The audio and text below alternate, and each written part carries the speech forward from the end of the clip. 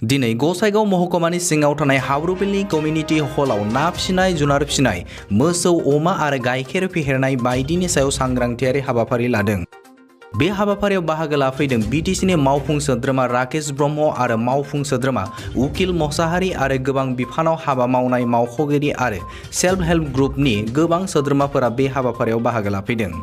बे हाबाफारियाव बाहागो लानानै राकेश ब्रह्म बिथाङा खौरांगिरिनि सिगाङाव बुंथियोदि फैबाय थानाय समाव बिटिसि सोरखारा लानाय आसनियाव गासै मोन 200 सेल्फ हेल्प ग्रुपनो 1 लाख हिसाबै ना फिसिनाय, जुनार फिसिनायनि थाखाय होनाय जागोन होननानै बिथाङा बुंथिदों। गसाइगाव साब हिसाबै फैगौ समाव बिटिआरआव लानाय जिखिनि आसनि भेटेनारि फिसारि आरो डायरि डेभेलपमेन्ट बे मोनथाम डिपार्टमेन्टआव पाब्लिक जि बेनिफिसियारिफोर दङ, जि माने पाब्लिकनो होनांगौ, जि रायजोनो होनांगौ, जि माने जोंनि एबारनि बाजेटआव हरनाय जिखिनि आसनि दङ,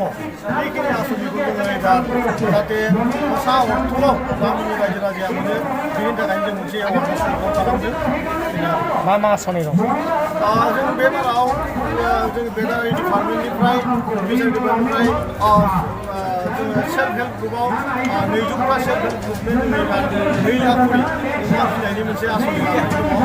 आरो 100टा मटर साइकेल जायखौ जोङो बेवहाय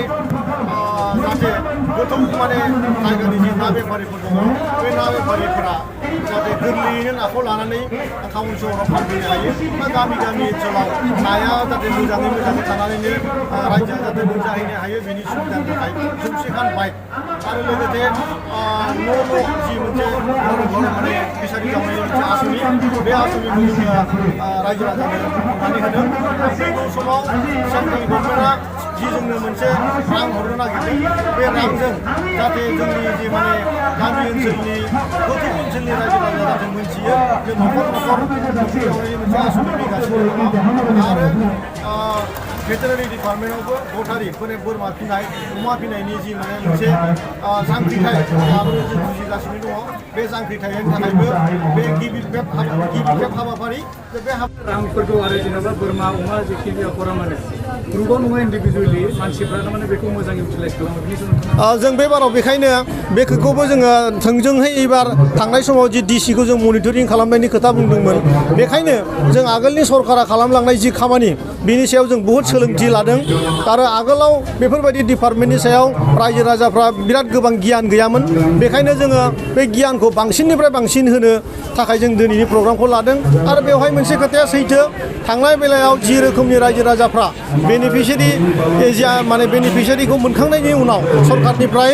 आसनि मोनखांनायनि उनाव बेखौ प्रपारलि इउज खालामाखैमोन। बेनिखायनो जोङो बे बारनि खेबाव भेटेनारि डिपार्टमेन्ट, फिसारि आरो डायरि डेभेलपमेन्टखौबो डिसिखौ मनिटरिं खालामनायनि थाखाय स्कप होनाय जादों। बे बाराव बेखायनो जायफोर बिजाथिफ्रा बेखौ हाबाफारिखौ लागोन बिथांमोना डिसिजोंबो मोजाङै कानेक्सनाव थानांगोन आरोखि।